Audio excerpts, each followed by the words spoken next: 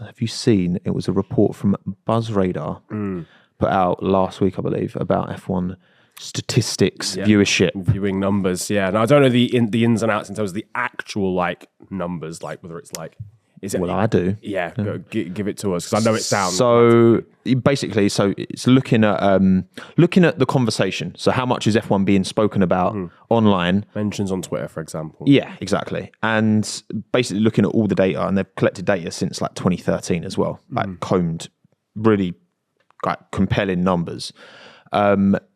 Basically from 21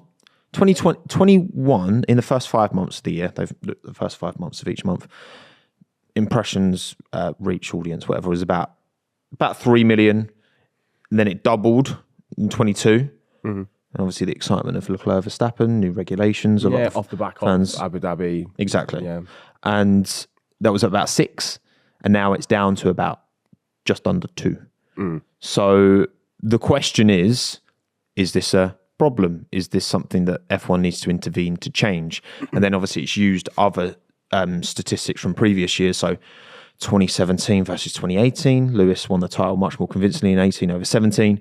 You know, is it something we should be worried about, or is it just part of the sport when it gets dominated sometimes, which happens? Can I just say, I think one of the most important numbers I think here to judge whether this is really bad or not is the, say, impressions number. Is it lower than when it was in sort of like 2018, 2019? Before Drive to Survive? No. Okay. Then it's not that. Because I think we talked about 2021 as like the perfect storm, like the perfect peak, which was off the back of Drive to Survive, a show that got casuals involved and really interested. And a lot of people, like, you know, for instance, when I was growing up, I think there was me and one other Don in my class in school that actually watched Formula One. And fast forward to now, you know, my core friendship group, out of like a group of like a Facebook group chat of like 12 people, 7 people or 8 people know what the fuck's going on in Formula One, like regularly. So it's a big sport now. So that culminating with a season where 2 drivers go into the final race of the season, level on points, and then all the drama that ensues off the back of that is the perfect storm. Then you get the perfect low of all these new people expect that to be the bar every season, when in reality it's not. That is just the best season of Formula One that any of us have seen like in our lives. So obviously they're going to get a bigger drop off. I think it's just natural because you had that crazy culmination of things coming together. If it was lower than the times in like 2018, that would have been a problem because that was obviously pre-Drive to Survive, pre some more casual fans getting involved. Yeah, and social media's matured in that.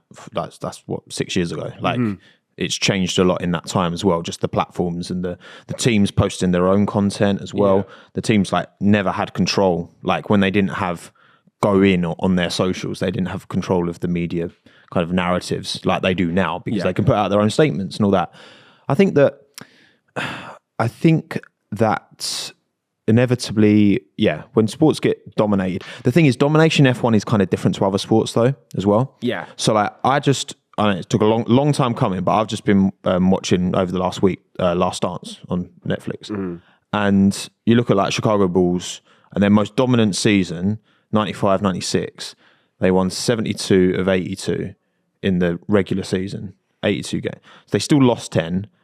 Loads of those games they won, they only just won. And maybe like a 3-pointer at the end or whatever. Like the margins were close in a lot of those games. Yes, there were a lot of games where they just walked and were dominant completely. And I think, you know, with football, you've got matches going on all the time. We just like City just got beat by Wolves. Like you always get those giant killings that pop up, and there's so many different opportunities for individual pieces of entertainment. And with F1, there's more time dedicated to FP1, 2 and 3.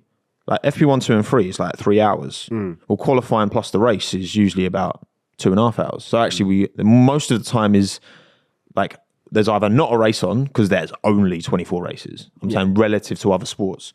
And then when we actually do go to F1, most of the time is spent practicing, which I'm not complaining about. I'm just saying that when this kind of dominance does happen, it really does affect, because there's just 24 events that everyone's participating in the same event. It's not like you've got, you know, at each race you have 10 head-to-heads of like one driver against each other. And then, if it was like head-to-heads, and again, I'm not suggesting it, I'm just saying how this is different. Yeah, it's different to any other sport. To other sports. Sense. Yeah. So when this domination happens in Formula One specifically, it really does affect the product more so than other sports. Yeah. And I think, again, because of just like, it's not just Red Bull have the best car.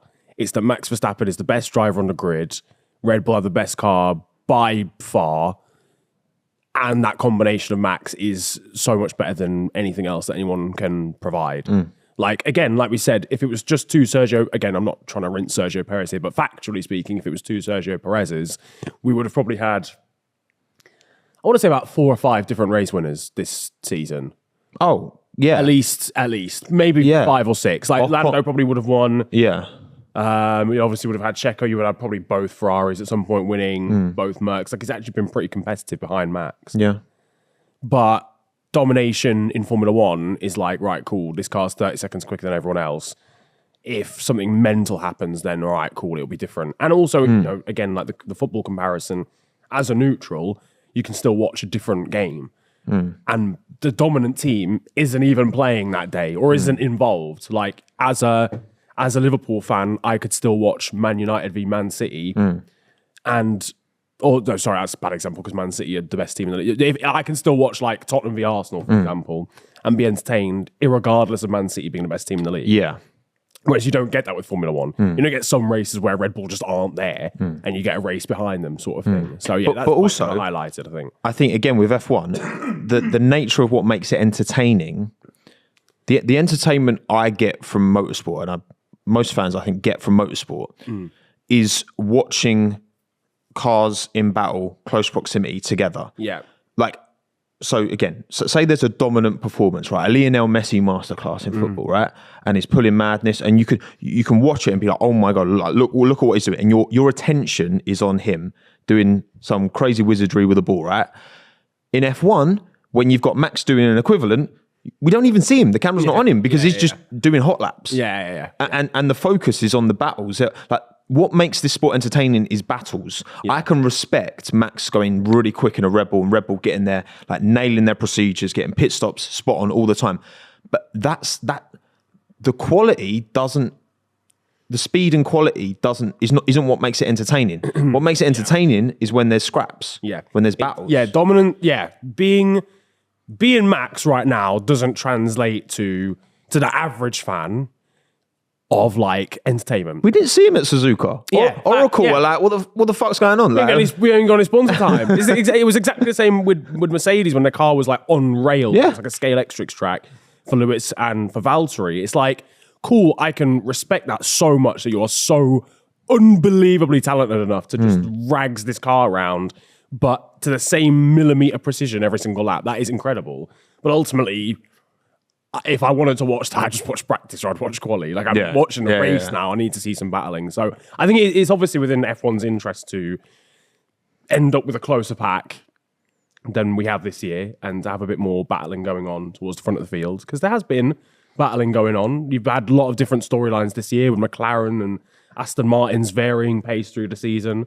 But yeah, I think a bit more action at the front is really required for next season. Though Mercedes and Ferrari are hopefully taking steps. Well, again, I'm hopeful that I don't want the sport to have to interfere. Yeah. Because I feel like, all right, we're starting to see, okay, McLaren were very good relative to Red Bull. I mean, there's a lot of talk, so we'll get onto that as well. Like, Mercedes have talked about big changes to their car for next year. 2 side pods on each side. Yeah.